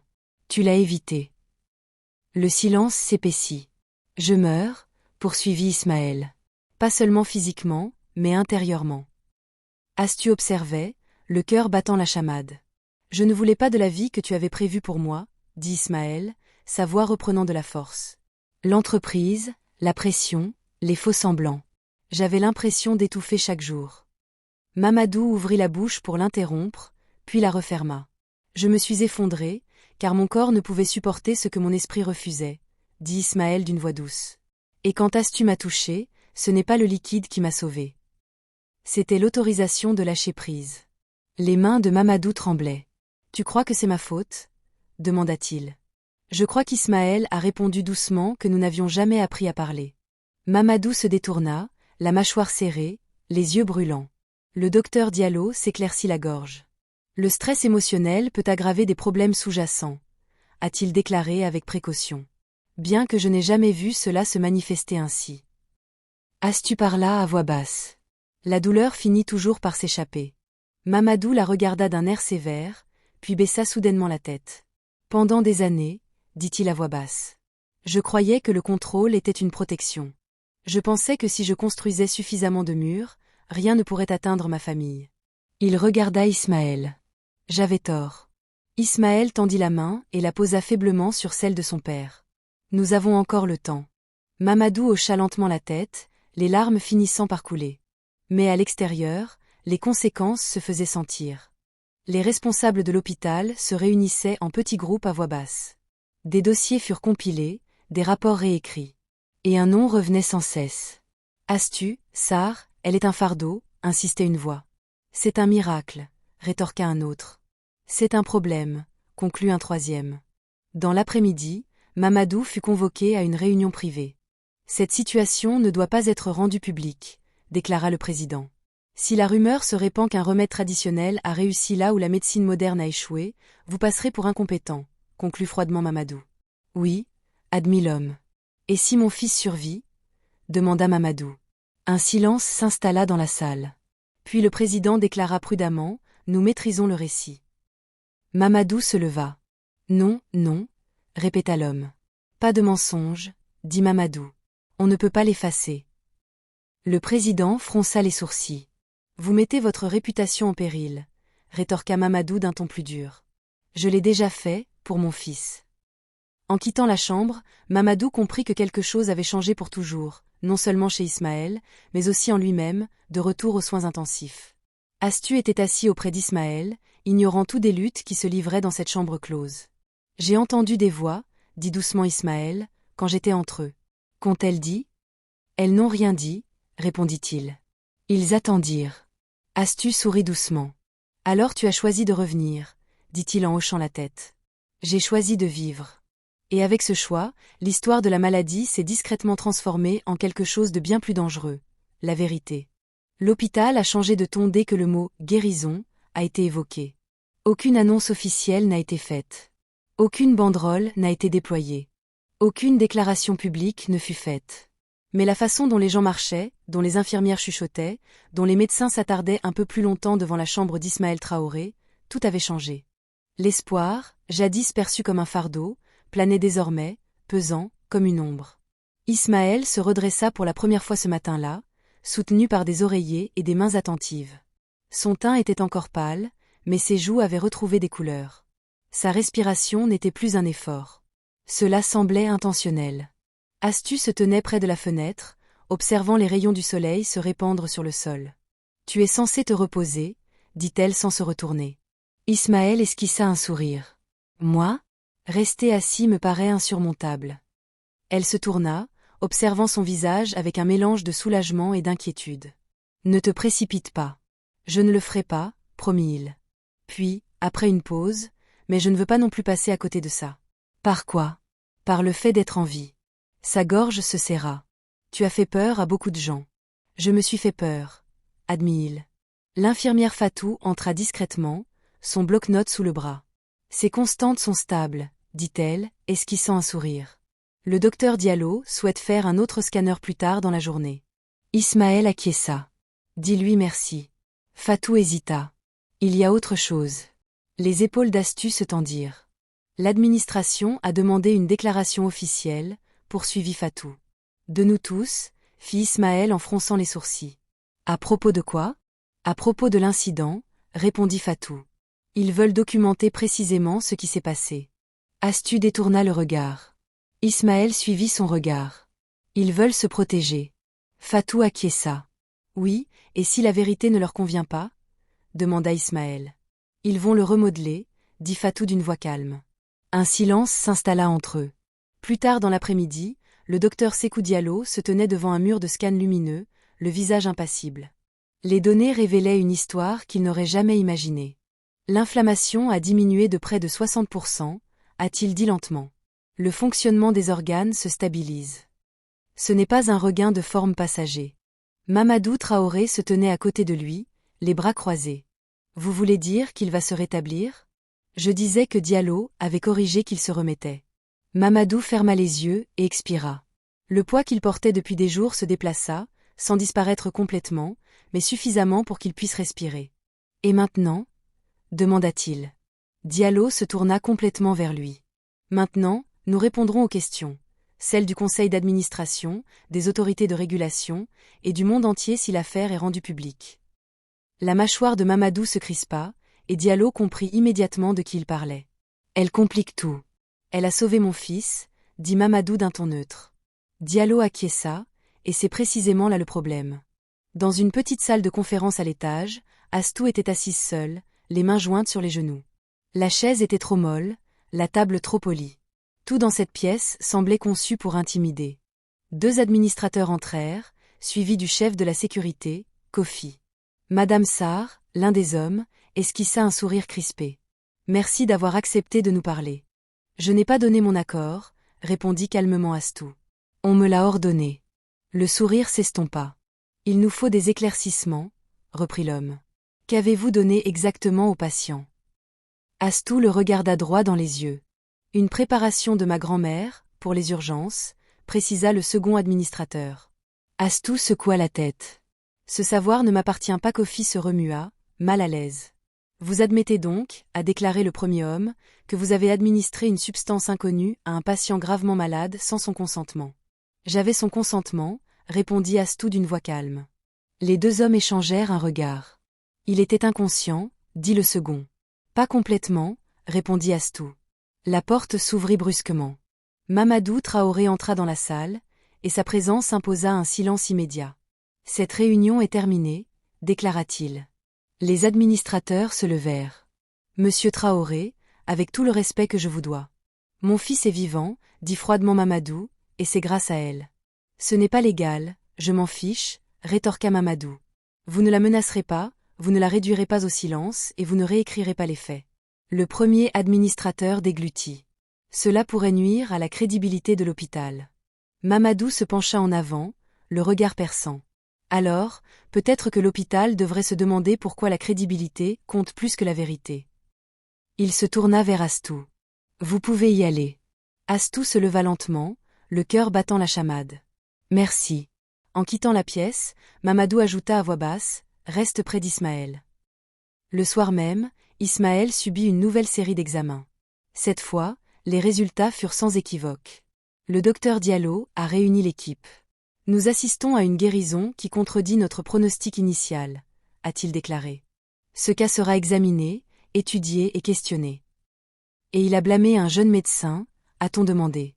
Diallo n'a pas répondu. De retour dans la chambre, Ismaël écoutait Astou raconter la réunion. Il voulait me faire disparaître, dit-elle. Le visage d'Ismaël se durcit. Ils n'y parviendront pas, tu n'en sais rien. Moi si, répondit-il. Parce que je ne les laisserai pas faire, dit-elle en l'observant. Tu es encore faible, dit-il avec un léger sourire. Pas là où ça compte. Cette nuit-là, Ismaël ne put fermer l'œil. Les souvenirs ont refait surface sans prévenir. Son effondrement, l'obscurité, la voix de sa mère. Et puis le visage d'Astou, imperturbable et sans peur. Il comprit alors quelque chose. Il n'avait pas seulement été sauvé. Il avait été choisi non par le destin, non par l'argent, mais par un inconnu qui croyait que sa vie comptait. Le lendemain matin, Mamadou se tenait au chevet d'Ismaël. J'ai parlé au conseil d'administration, dit-il, ils sont mécontents. Ismaël haussa un sourcil, c'est nouveau. Mamadou esquissa un sourire, je leur ai dit que je démissionnerais temporairement s'ils continuaient à faire pression. Les yeux d'Astou s'écarquillèrent. Tu ferais ça? Mamadou acquiesça. Pendant des années, j'ai cru que le pouvoir était tout. Maintenant, je sais que ce n'est pas le cas. Ismaël prit la main de son père. Je ne veux pas hériter d'un système fondé sur la peur. Mamadou serra la main de son fils. Alors, on construira autre chose. Dehors, une infirmière chuchota avec excitation à une collègue. La nouvelle se répandait, pas encore publiquement, mais parmi ceux qui côtoyaient au plus près la vie et la mort. Le petit Traoré va mieux. Ils disaient qu'il ne passerait pas la nuit, ils se sont trompés. Et à chaque phrase chuchotée, les certitudes si soigneusement construites par l'hôpital commencèrent à se fissurer, car un miracle, une fois remis en question, devient une menace. Astoussar, la jeune fille qui avait refusé de rester invisible, se trouvait désormais au cœur d'une tempête qui allait mettre à l'épreuve non seulement la médecine, mais le pouvoir lui-même. Au bout de 3 jours, l'hôpital ne pouvait plus faire comme si de rien n'était. La convalescence d'Ismaël Traoré n'était plus fragile, elle était manifeste. Il pouvait s'asseoir sans aide, manger de petites portions, tenir une conversation sans être essoufflé. Les machines qui hurlaient autrefois des alarmes bourdonnaient désormais d'une résignation à contre-cœur, et à chaque progrès, la pression s'intensifiait. Mamadou Traoré se tenait à la fenêtre de son bureau privé à l'intérieur de l'hôpital, le regard perdu sur la ville qui, jadis, s'était si facilement pliée à ses exigences. Son téléphone vibra de nouveau, il n'eut pas besoin de regarder pour savoir qui appelait. Richard Coleman, l'investisseur, n'arrêtait pas de l'appeler depuis que les rumeurs commençaient à se répandre au-delà des murs de l'hôpital. Mamadou répondit. « Vous avez été difficile à joindre, » dit Richard d'un ton froid. « J'étais avec mon fils, » répondit Mamadou, « et maintenant il se remet, » dit Richard. « Félicitations, vraiment. » Il y eut un silence, trop long pour être sincère. « Mais il faut qu'on parle. » Mamadou ferma les yeux. « Continuez. Le conseil d'administration est nerveux, » poursuivit Richard. Cette histoire de pauvre fille et de potions magiques, si elle venait à fuiter, pourrait ébranler la confiance. Les investisseurs n'aiment pas l'incertitude. La voix de Mamadou se fit plus dure. On avait donné 24 heures à vivre à mon fils. Oui, dit Richard aussitôt, et maintenant il est toujours en vie. C'est merveilleux. Mais le récit compte. Les gens font confiance au système, pas aux accidents. Elle n'est pas un accident, a rétorqué Mamadou. Richard soupira. Tu laisses tes émotions obscurcir ton jugement. Nous pouvons protéger tout le monde ici, l'hôpital, ta réputation, même la jeune fille si elle coopère, et même si elle ne coopère pas, alors la loi s'en mêle, répondit Richard d'un ton sec. Intervention médicale sans autorisation, mise en danger de la vie d'autrui, ce ne sera pas difficile. Mamadou serra plus fort le téléphone. Tu la menaces, dit-il. J'explique la réalité, corrigea Richard. Réfléchis bien, Mamadou. Tu as un héritage à prendre en compte. La communication fut coupée. Mamadou baissa lentement le téléphone, son reflet le fixant dans la vitre, plus vieux, plus lourd, déchiré. Dans la chambre d'Ismaël, Astou restait assise tranquillement pendant que l'infirmière Fatou prenait ses constantes. Vous vous portez bien, dit Fatou en souriant à Ismaël. Votre corps réagit à merveille. Ismaël acquiesça. Merci à elle. Fatou jeta un coup d'œil à Astou. Grâce à beaucoup de choses. Astou a remarqué la tension de Fatou. Quelque chose ne va pas. Fatou hésita, puis parla doucement. L'hôpital est sous pression. Les puissants n'aiment pas ce qu'ils ne peuvent expliquer. Ismaël fronça les sourcils. Ils veulent la blâmer. Ils veulent contrôler l'histoire, répondit Fatou, et les histoires sont dangereuses lorsqu'elles donnent du pouvoir aux mauvaises personnes. Astou se leva. Si cela cause des problèmes, interrompit Ismaël d'une voix plus forte qu'on ne l'aurait cru. Non. Astou se tourna vers lui. Tu ne pars pas, dit-il fermement. Pas à cause de moi. Les yeux de Fatou s'écarquillèrent légèrement. Ismaël, je les ai entendus, poursuivit-il. Les médecins. Les administrateurs. J'ai entendu mon père se disputer au téléphone hier soir. Le cœur d'Astou se serra. Tu n'étais pas censé entendre ça. J'étais censé mourir, dit Ismaël d'une voix douce. Alors pardonne-moi si j'écoute maintenant. Il prit une lente inspiration. Il pense que tu es un problème. Astou croisa son regard. Je ne veux blesser personne. Tu ne l'as pas fait, répondit Ismaël. Tu m'as sauvé. Cet après-midi-là, Mamadou entra dans la pièce, le visage impassible. Ismaël le dévisagea attentivement. Ils te font pression. Mamadou se raidit. Ne t'en fais pas. Je ne suis pas un enfant, dit Ismaël, et c'est arrivé à moi. Mamadou expira bruyamment. Richard Coleman estime que cette situation menace notre position. Astou baissa les yeux. Il suggéra à Mamadou de coopérer discrètement, poursuivit-il, et le regard d'Ismaël s'aiguisa. Autrement dit, Mamadou expliqua lentement que l'hôpital qualifierait l'incident de coïncidence, de guérison spontanée, et qu'Astou disparaîtrait de l'histoire. Un silence s'installa. Astou sentit le poids familier de l'invisibilité l'envahir. « Je peux y aller, » dit-elle doucement. « Je n'ai pas besoin de reconnaissance. » Ismaël secoua la tête. « Il ne s'agit pas de crédit. Mamadou regarda son fils. Tu ne comprends pas ce qui est en jeu. Ismaël soutint le regard de son père. Moi, je le sais. Pouvoir. Argent. Contrôle. Mamadou tressaillit. Et je comprends autre chose maintenant, poursuivit Ismaël. J'ai failli mourir en essayant de devenir celle que tu voulais que je sois. Je ne survivrai pas à devenir celle qu'ils veulent que cette histoire devienne. Mamadou ne dit rien. Si vous les laissez l'effacer, dit Ismaël d'une voix basse mais ferme, vous effacez la vérité. Et si vous faites cela, ne me demandez pas de prendre votre place. Ces mots résonnèrent comme un verdict. Mamadou se détourna, en faisant les 100 pas. Il avait déjà affronté des OPA hostiles avec moins de crainte qu'à cet instant. Vous me demandez de choisir, dit-il. Oui, répondit Ismaël. Pour une fois. Astou, le cœur battant, observait l'échange. Elle n'avait jamais eu l'intention de s'interposer entre un père et son monde. Mamadou cessa de faire les 100 pas lentement, il se retourna. J'ai passé ma vie à croire que la force était synonyme de contrôle, dit-il. Que la vulnérabilité était une faiblesse. Il regarda Astou. Tu es entré dans cet hôpital les mains vides. Et tu es resté debout alors que tout le monde te demandait de t'agenouiller. Puis il a regardé son fils. Et tu as survécu. Mamadou se redressa. Je ne la leur livrerai pas. Astou retint son souffle. Je ne mentirai pas, poursuivit Mamadou, et je ne tolérerai aucune intimidation. Les deux hommes esquissèrent un sourire, mais l'expression de Mamadou demeura grave. Comprenez bien ceci, il y aura des conséquences. Ismaël acquiesça. Je sais. Ce soir-là, Richard Coleman arriva à l'hôpital à l'improviste. Il interpella Mamadou dans le couloir, la voix tendue. Vous faites une erreur. Mamadou n'a pas bronché. J'en ai fait beaucoup. Celui-ci n'en fait pas partie. Tu mets en péril tout ce dont Richard t'a averti. Mamadou se pencha plus près. Non, je le redéfinis. Le regard de Richard se porta sur la chambre d'Ismaël. Alors votre fils héritera du chaos, répondit froidement Mamadou. Il héritera de la vérité. Richard ricana et s'éloigna. Dans la chambre, Astou s'assit près d'Ismaël tandis que la nuit retombait. Je n'ai rien demandé, murmura-t-elle. Je sais, dit Ismaël, mais tu as tout changé. Astou regarda ses mains. Je n'ai fait que suivre les enseignements de ma grand-mère. Ismaël sourit doucement. Alors peut-être que le monde a besoin de plus de grand-mères. Dehors, des forces invisibles ont déplacé les investisseurs, recalculé les administrateurs, et les réputations soigneusement élaborées ont tremblé.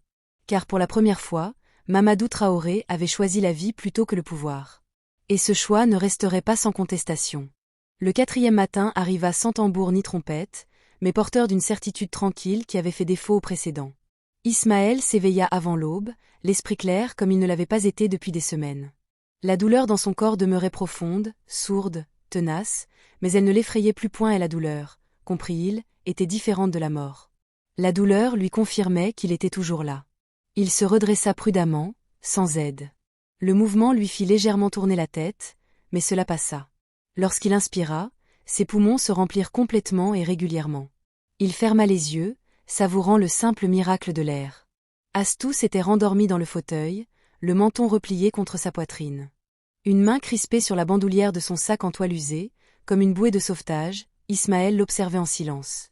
Dans la lumière froide et stérile de la chambre d'hôpital, elle semblait déplacée, et pourtant plus présente que quiconque. Il prononça son nom doucement. Astou. Elle remua aussitôt. Oui, ça va? Je crois qu'il a répondu lentement, oui. Elle scruta son visage, puis un sourire de soulagement illumina son expression. Bien.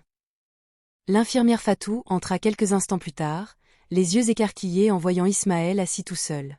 Eh bien, dit-elle en essayant, sans y parvenir, de dissimuler son enthousiasme, c'est nouveau. J'en avais assez d'attendre. Ismaël répondit d'un ton léger. Fatou rit et vérifia ses constantes vitales. Son sourire s'élargissait à chaque mesure. Tout semble aller mieux, de façon constante. Astou expira un souffle qu'elle avait l'impression de retenir depuis des jours. Le docteur Sékou Diallo arriva peu après, portant une pile de dossiers. Il s'arrêta net en apercevant Ismaël. « Tu progresses plus vite que prévu, » dit-il prudemment. « Prévu par qui » demanda Ismaël. Diallo hésita. « Par la médecine. » Il passa en revue les tests méthodiquement. Réflexe, réactivité, coordination. Chaque résultat contredisait le sombre pronostic qu'il avait établi quelques jours auparavant. Ce n'est pas un hasard. Diallo finit par dire cela, plus pour lui-même que pour quiconque. Astou le surveillait attentivement. Alors dis-le. Diallo soutint son regard. Pour la première fois, il n'y eut plus de rejet dans ses yeux, seulement du conflit. La science exige des preuves, dit-il. Et l'honnêteté, répondit Astou d'une voix douce. Diallo hocha lentement la tête. Plus tard dans la matinée, Mamadou Traoré arriva, le visage fermé, mais le regard plus clair qu'auparavant. Lorsqu'il vit son fils assis droit, parlant distinctement, il sentit une profonde émotion l'envahir. « Tu as l'air fort, » dit Mamadou. Ismaël sourit. « Plus fort qu'hier. » Mamadou rapprocha une chaise et s'assit près du lit. « Le conseil se réunit cet après-midi, » dit-il. « Ils veulent les rapports finaux. » Ismaël fronça les sourcils. « Les rapports finaux ?» demanda Mamadou. « Concernant votre diagnostic et votre rétablissement, Astou serait dit. Ils vont le nier. » Mamadou ne l'a pas contredite. Ils veulent des certitudes. Ils veulent que le dossier indique clairement qu'il y a eu une erreur dans le diagnostic initial, rien de plus. « Et la vérité ?» demanda Ismaël. Le silence de Mamadou lui répondit. Diallo entra de nouveau dans la pièce, cette fois dans une posture différente. Il a posé les graphiques sur la table. Il y avait une erreur, a-t-il dit. Une incertitude. Tous les regards se tournèrent vers lui. Notre diagnostic supposait une cause linéaire, poursuivit Diallo. Une maladie que l'on pouvait nommer, traiter ou ne pas parvenir à traiter, mais le corps ne fonctionne pas toujours de manière linéaire.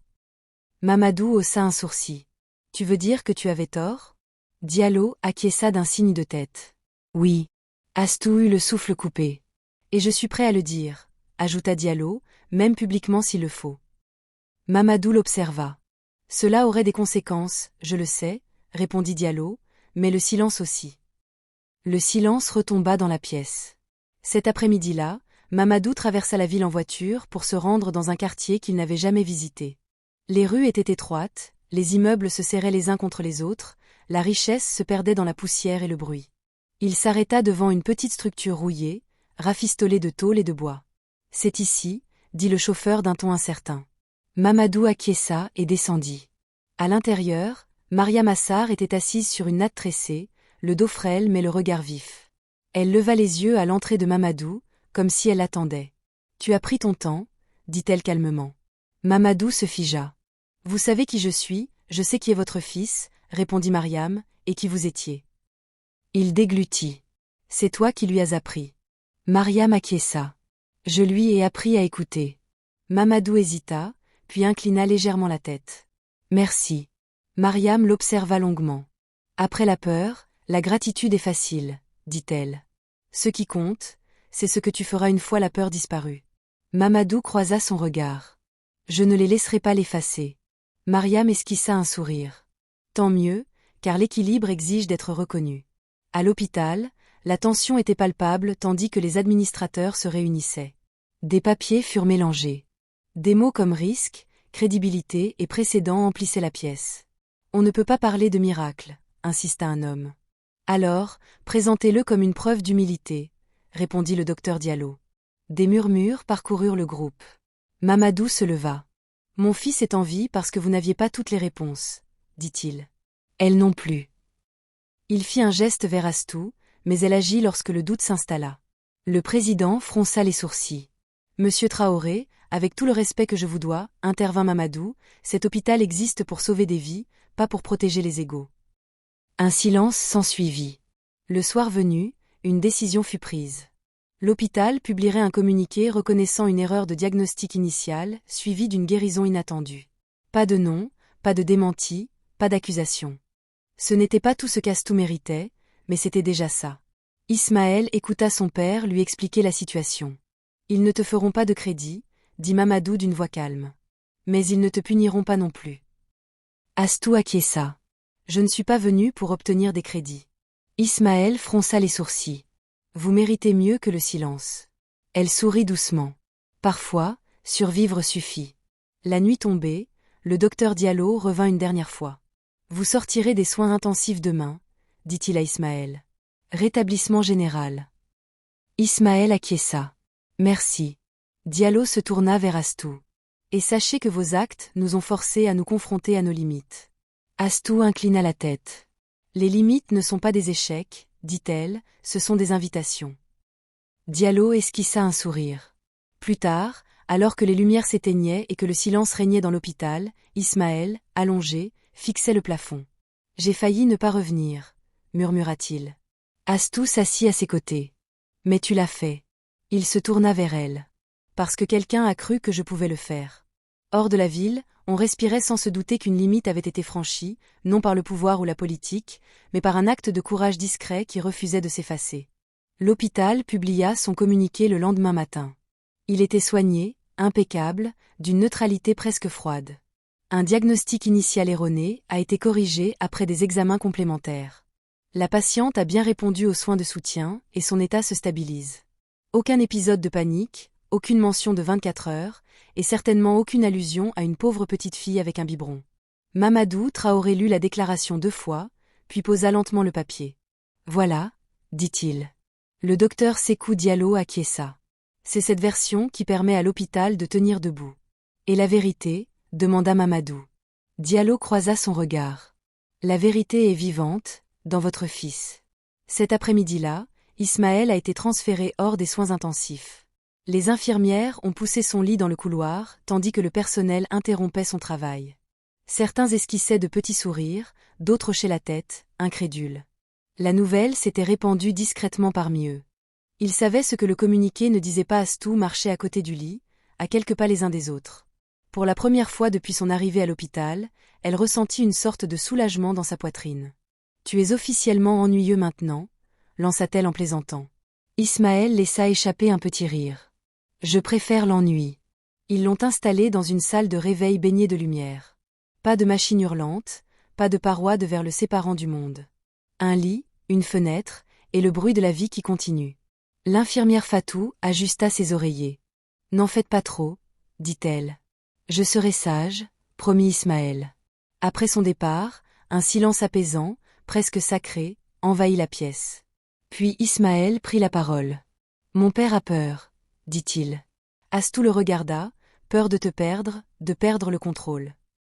Ismaël répondit, « Ce sont des peurs différentes. » Elle acquiesça, la peur revêt bien des visages. Il croit que me protéger signifie tout modeler autour de moi. Ismaël poursuivit, mais je ne veux pas d'une vie construite ainsi. Astou l'observa attentivement. Alors ne la vit pas, il esquissa un sourire. Ce n'est pas si simple. Non, acquiesça-t-elle, mais c'est possible. Ce soir-là, Mamadou rentra seul. Ni conseiller, ni assistant, juste son père. Il referma la porte derrière lui et resta silencieux un long moment, comme s'il ne savait pas par où commencer. « Tu vas mieux ?» dit-il enfin. Ismaël acquiesça, grâce à beaucoup de gens. Le regard de Mamadou se porta un instant sur Astou, puis revint à son fils. Oui, il s'éclaircit la gorge. J'ai rendu visite à Mariama. Astou leva brusquement les yeux. Elle m'a dit quelque chose, poursuivit Mamadou. L'équilibre exige d'être reconnu. Astou sourit doucement. Elle dit que c'est quand les gens apprennent trop tard. Mamadou soupira. J'ai passé ma vie à corriger le monde avec de l'argent. Je croyais que c'était ça, la responsabilité. Il regarda Ismaël. Je me trompais. La gorge d'Ismaël se serra. Papa, je ne vais pas prétendre que ça change tout du jour au lendemain, dit Mamadou. Mais je ne vais pas prétendre non plus que rien n'a changé. Il se tourna pleinement vers Astou. Ils ne te célébreront jamais. Astou soutint son regard avec calme. Je ne suis pas venu pour être célébré. Ils te toléreront, poursuivit Mamadou, ce qui, dans mon monde, est souvent le mieux qu'on puisse espérer. Astou acquiesça. Alors, la tolérance me convient. Mamadou hésita, je voudrais vous offrir quelque chose. Astou se raidit légèrement, si c'est de l'argent, alors non. Mamadou l'interrompit, c'est de la protection. Elle pesa ses paroles. Se protéger de quoi? De l'effacement, répondit-il. Ismaël observa attentivement l'échange. Qu'est-ce que ça veut dire? Lui répondit Mamadou. Ça veut dire que l'œuvre de sa grand-mère n'est plus cachée, ni commercialisée, ni volée, mais respectée. Astou en resta bouche bée. Si tu fais ça, je lui dois une fière chandelle, dit simplement Mamadou. Et je te dois la même chose. Ce soir-là, Astou rendit de nouveau visite à Mariama. Elle lui raconta tout, La déclaration, le compromis, la promesse de Mamadou. Mariama écouta sans l'interrompre, les mains burinées posées calmement sur ses genoux. Elle a donc finalement déclaré qu'ils avaient conservé leur mur. Oui, répondit Astou, mais ils ont ouvert une porte. Mariama esquissa un sourire. Alors l'équilibre est maintenu. Astou hésita. Crois-tu que j'ai bien fait? Mariama tendit la main et prit délicatement le visage de sa petite fille entre ses mains. Tu n'as pas choisi la sécurité, dit-elle. Tu as choisi la vérité. C'est tout ce que l'on peut faire. Le lendemain matin, Ismaël demanda à faire quelques pas. Mamadou observait avec anxiété Fatou le soutenir. Chaque muscle tendu tandis qu'Ismaël transférait son poids sur ses pieds. Un instant, il vacilla. Puis il se leva. Des applaudissements étouffés, spontanés, improvisés, jaillirent dans le couloir. Ismaël rit à s'en arracher le souffle. J'ai l'impression d'avoir réappris à vivre. Les yeux d'Astou se remplirent de larmes. Plus tard dans la journée, Mamadou reçut un dernier appel de Richard Coleman. « Tu as fait ton choix ?» dit Richard d'un ton neutre. « Oui » répondit Mamadou. « Tu perdras de l'influence. »« Je l'ai déjà fait » dit Mamadou. « Dès l'instant où j'ai choisi mon fils. » Un silence pesant s'installa. « Tu changes les règles » dit Richard. « Non » répondit Mamadou. « Je me les rappelle. » Il raccrocha et regarda vers la chambre d'Ismaël. Pour la première fois depuis des décennies, Mamadou Traoré ressentit une forme de paix intérieure. Non pas parce qu'il avait gagné, mais parce qu'il avait cessé de mener des combats inutiles. À la tombée du jour, Ismaël s'assit près de la fenêtre avec Astou. « Quand je partirai d'ici, dit-il, je ne veux pas que les choses redeviennent comme avant. » Astou sourit doucement. « Alors ne le fais pas » il se tourna vers elle. « Reste. » Elle le regarda, surprise. « Ici, dans ce monde, précisa-t-il, non pas comme un miracle, mais comme une personne. » Astou réfléchit un instant, puis acquiesça. « À condition que tu fasses de même, » sourit-il, marché conclu.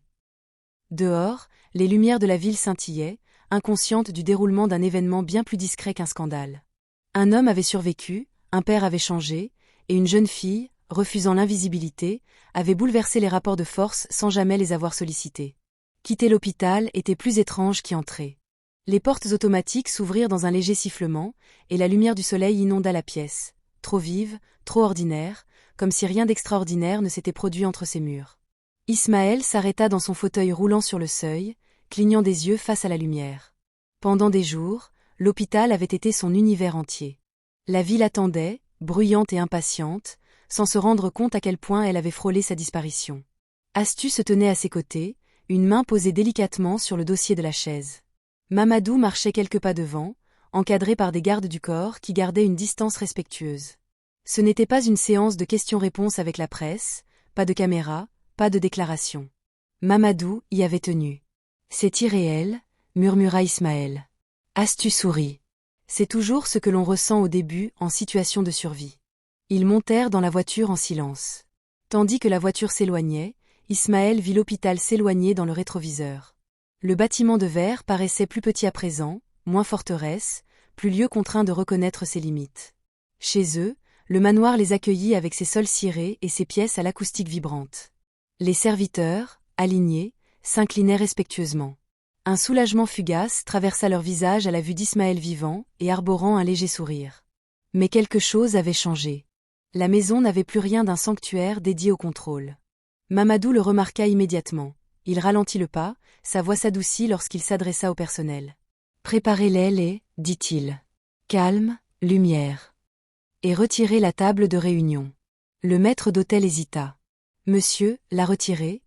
répéta Mamadou. « Elle ne sera pas nécessaire. » Ismaël attira le regard d'Astou. Amusée, elle haussa un sourcil. Les premiers jours à la maison furent doux et mesurés. Les médecins allaient et venaient, confirmant ce que l'hôpital savait déjà. Ismaël était en voie de guérison. Lentement mais sûrement, son appétit revint. Ses forces suivirent. Chaque petite victoire, se tenir debout sans aide, traverser la pièce, gravir une seule marche, paraissait monumentale. Astou restait à proximité, non pas comme une invitée, ni comme une employée, mais comme une présence indéfinie. Elle aidait quand on le lui demandait, restait silencieuse quand ce n'était pas nécessaire, et écoutait plus qu'elle ne parlait. Un soir, alors que le soleil déclinait et dorait les murs, Ismaël était assis sur la terrasse avec son père. « Je ne veux pas retourner à l'entreprise, dit-il calmement. Mamadou se raidit. Pas encore en tout cas, pas. Jamais, précisa Ismaël. Un silence s'installa entre eux. Cette entreprise est l'œuvre de ma vie, dit lentement Mamadou. Je sais, répondit Ismaël, et je respecte ça, mais ce n'est pas de moi. Mamadou se tourna vers lui. Tu as failli mourir. Oui, dit Ismaël, parce que je vivais une vie qui n'était pas authentique. Mamadou ferma les yeux, accablé par le poids de ses mots. Que veux-tu donc? Ismaël contempla la ville. Pour apprendre à me connaître sans rien attendre en retour. Mamadou hocha lentement la tête. Alors c'est ce que tu feras. Astou observait depuis l'embrasure de la porte, le cœur battant la chamade. Elle ne s'attendait pas à cette réponse. Elle soupçonnait que Mamadou non plus. Plus tard dans la soirée, Mamadou invita Astou à le rejoindre dans son bureau. Elle y entra avec prudence, la pièce était encore imprégnée de symboles de pouvoir. Des étagères regorgeaient de distinctions, des récompenses scintillaient sous une lumière tamisée. Mamadou lui fit signe de s'asseoir. J'ai encore parlé à Mariama, dit-il. Astou sourit. Elle a le don de mettre les gens mal à l'aise. Mamadou esquissa un bref sourire. Elle me demanda ce que je comptais lui rendre. Astou inclina la tête. Et j'ai l'intention de financer une petite clinique, dit Mamadou. Pas ici, dans les communautés qui n'en ont pas, Astou en resta bouche bée.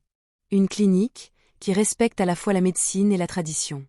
Mamadou poursuivit. Là où les gens sont écoutés. Astou le fixa, stupéfaite. Cela pourrait changer des vies. Oui, dit Mamadou d'une voix douce. Y comprit la mienne. Les jours suivants, des rumeurs commencèrent à circuler, non plus dans les journaux, mais dans les quartiers. Une clinique. Un lieu où personne n'était refusé. Un endroit où le savoir d'une grand-mère n'était pas tourné en ridicule. Mariama Sarr est devenue une consultante discrète.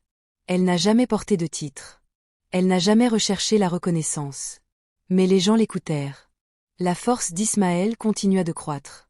Un matin, il parcourut seul tout le jardin, respirant le parfum de fleurs qu'il n'avait jamais remarqué auparavant. Astou le rejoignit à la fin. Tu souris, dit-elle. Je me sens léger, répondit-il. C'était comme si je portais un lourd fardeau depuis des années sans le savoir. Elle acquiesça. La douleur a cette fâcheuse tendance à dissimuler son poids. Cet après-midi-là, Mamadou reçut une lettre. Elle était brève et formelle. Froid. Un consortium d'investisseurs retirait son soutien. Officiellement, on parlait de réalignement stratégique. Mamadou savait parfaitement pourquoi. Il plia la lettre et la posa sur son bureau. Puis il se leva et sortit. Ismaël s'en aperçut immédiatement. Il s'était passé quelque chose. Mamadou lui tendit la lettre. Voilà la conséquence. Ismaël lut le message puis leva les yeux. Ça va? Mamadou réfléchit à la question. Oui, dit-il sincèrement. Pour la première fois, oui. Astou les regarda, et une profonde compréhension s'installa en elle. Ce n'était pas une perte. C'était une libération. Ce soir-là, Ismaël trouva Astou assise près du mur du jardin, les yeux rivés sur les étoiles. Reste, dit-il. Elle le regarda. Je le suis déjà. Non, dit-il doucement. Reste avec moi. Pas à cause de ce qui s'est passé. Non pas parce que tu m'as sauvé. Parce que tu me vois. Le cœur d'Astou s'emballa. Ismaël. Je ne veux pas de miracle, a-t-il poursuivi. Je veux une vie honnête. Elle prit une longue inspiration. Alors tu devras marcher à mes côtés. Pas devant. Pas en retard, sourit-il. Je peux faire ça. À mesure que la nuit tombait, le manoir ne ressemblait plus à un monument de pouvoir. C'était comme redécouvrir sa maison, pièce par pièce, vérité par vérité. Et dans le silence entre richesse et humilité, un avenir se dessinait, un avenir non pas fondé sur le contrôle ou la peur, mais sur l'écoute. La ville s'éveilla à son bruit habituel, klaxons, voix, pas. Mais quelque chose avait changé en profondeur. Ismaël se tenait au bord de la petite cour de la clinique, le soleil réchauffant son visage. Le bâtiment était modeste, murs propres, larges fenêtres, une enseigne peinte à la main. Rien dans cet endroit ne laissait présager la richesse. Et il comprit que c'était précisément le but recherché.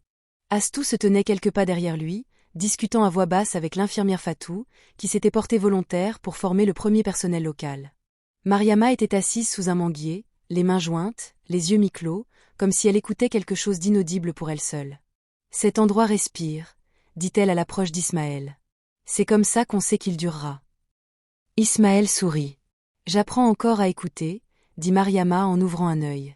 Tu te débrouilles bien. La clinique a ouvert ses portes sans cérémonie.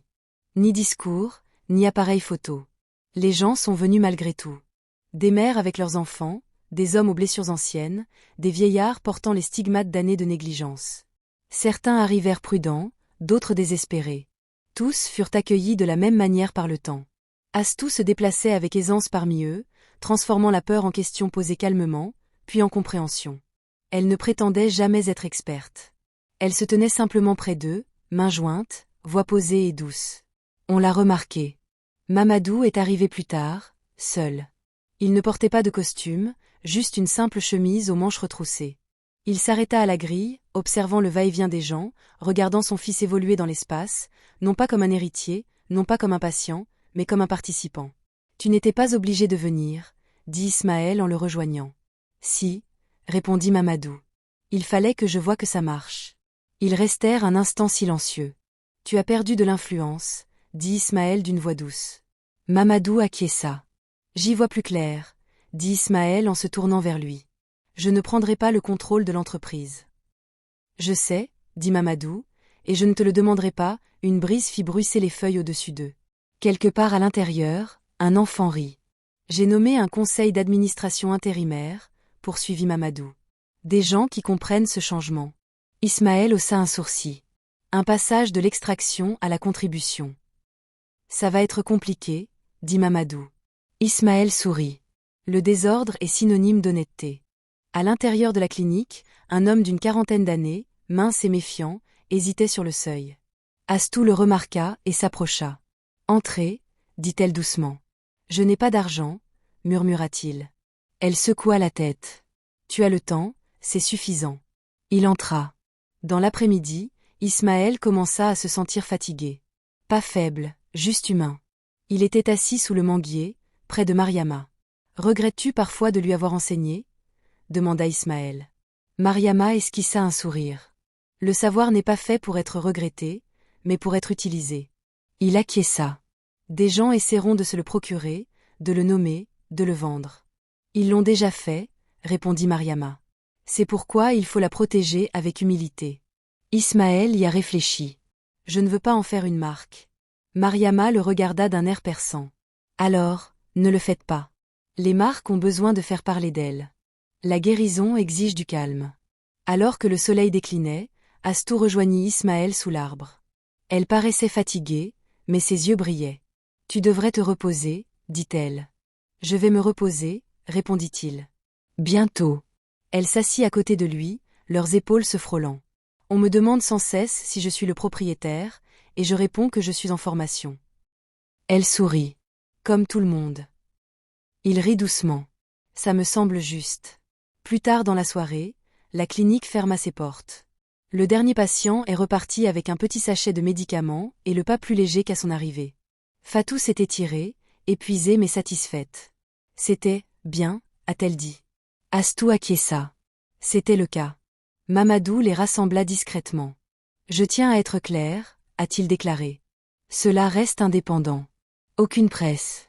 Aucun sponsor. Fatou haussa un sourcil. Tu sais à quel point c'est rare. Je sais, répondit Mamadou. C'est pour ça que c'est important. À la tombée de la nuit, Ismaël et Astou marchèrent dans une rue tranquille non loin de là. Les lumières de la ville s'allumèrent une à une. J'ai peur, admit Astou. De quoi ?